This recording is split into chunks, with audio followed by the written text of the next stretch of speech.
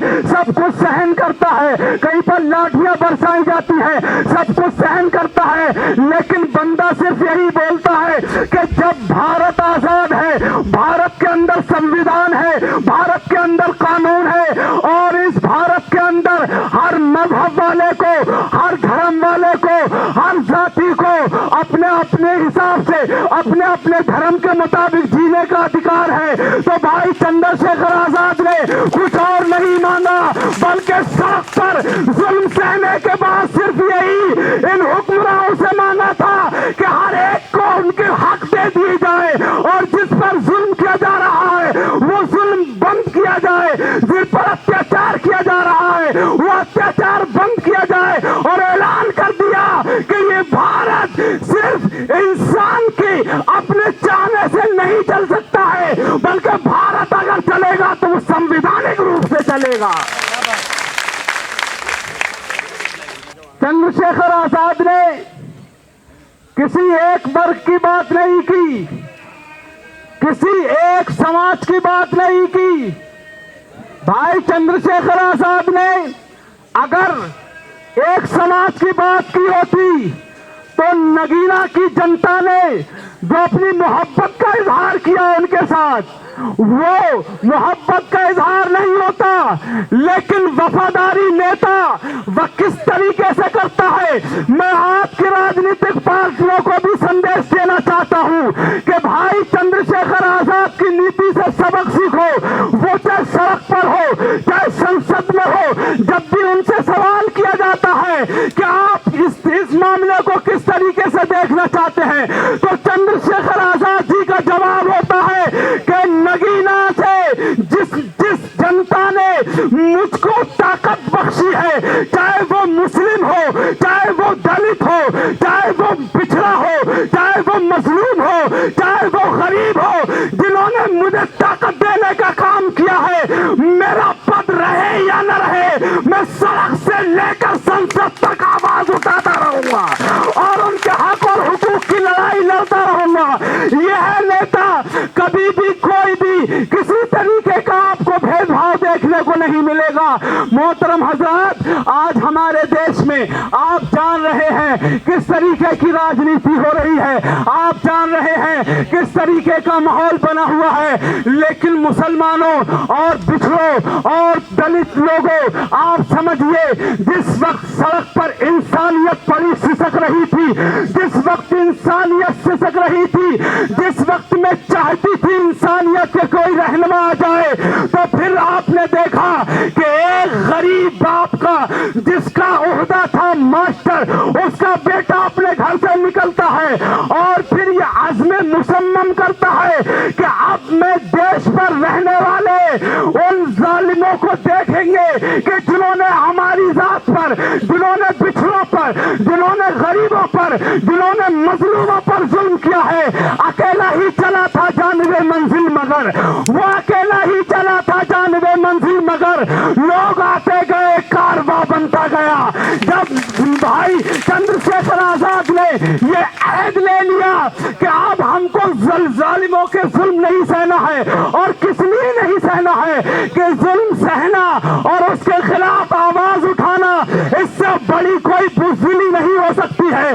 भाई चंद्रशेखर आजाद ने इस भारत में संविधान को कायम करने की बात की है। भाई चंद्रशेखर आजाद ने संविधान के मुताबिक हर एक जाति वर्ग के लोगों को जिंदगी गुजारने का संदेश और समर्थन दिया है। भाई चंद्रशेखर आजाद ने यह ऐलान किया है कि चाहे वो गरीब हो, चाहे वो अमीर हो, आपको मालूम है, आप संसद का बयान सुन लीजिएगा। भाई चंद्रशेखर आजाद ने आवाज उठाई, चाहे वो प्राइम मिनिस्टर हो और चाहे वो मिनिस्टर हो, चाहे वो डीएम हो, चाहे वो एसडीएम हो, चाहे वो एक गरीब हो, हर एक के बच्चे को शिक्षा सरकारी स्कूल में देना चाहिए। क्या मसलहत थी, क्या इसमें क्या मामला बेहतर था जो ये राय दी? मामला ये है कि बड़े बड़े अधिकारियों के बच्चे तो बेहतर स्कूलों में शिक्षा पा रहे हैं, लेकिन एक गरीब मजदूर का बच्चा उस सरकारी स्कूल में जाता है जहां पर डिपार्टमेंट की कमियां रहती हैं, जहां पर शिक्षकों की भर्तियों के पद भी अभी खाली पड़े हैं, वो लोग अपनी तालीम किस तरीके से पाएंगे? वो गरीब मजलूम और वो गरीब मजदूर का बेटा अच्छी शिक्षा हासिल करने का बहुत बड़ा शाइक है, लेकिन पैसे की मजबूरी है। तो भाई चंद्रशेखर आजाद की निगाह पोची के सामान तरीके से जिंदगी का हक तभी मिल सकता है जब छोटे और बड़े में फर्क खत्म कर दिया जाएगा।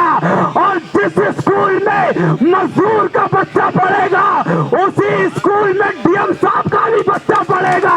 जब अच्छी तालीम का इंतजाम होगा तो अगर डीएम साहब का बच्चा काबिल होगा तो सड़कों पर चलने वाला, खेतों और मजदूरों पर जाकर मजदूरी करने वाले का बच्चा भी डीएम और एसडीएम की कुर्सी हासिल करने की सलाहियत रखेगा। पार्टी मुझे मौका देती है, मुझ पर विश्वास करती है, तो मैं ये यकीन दिलाती हूँ कि स्ट्रांगली चुनाव लड़ूंगी और ये सीट को जीतूंगी और इंशाल्लाह ये ओखला को एग्जाम्पल बना दूंगी। आज जो लोग परेशानियों को झेल रहे हैं यहाँ पर, आप लोगों को तो खुद पता होगा, जगह जगह गंदगी है, कूड़े हैं, रोड टूटे हुए हैं, कीचड़ है, मतलब बहुत ही दयनीय स्थिति है। अफसोस आता है कि अगर आप सड़क पर चल रहे हो तो नाक ऐसे बंद भी करते हो ना, कपड़े डालने के बाद भी गंदा स्मेल आता है। आप खुद चले जाइए, पता चल जाएगा। तो जिम्मेदार कौन है इस स्थिति को पहुंचाने में? विधायक है, आम आदमी पार्टी है, खोखले वादे, झूठे वादे हैं। आपने वादे तो बड़े बड़े कर लिए, लेकिन आप देखिए ना दिल्ली और ओखला की हालत। जो कांग्रेस पार्टी ने, शीला दीक्षित जी ने जो दिल्ली में काम किया था वही काम है, बाकी सिर्फ झूठे वादे जनता के आइवश किया गया और कुछ नहीं।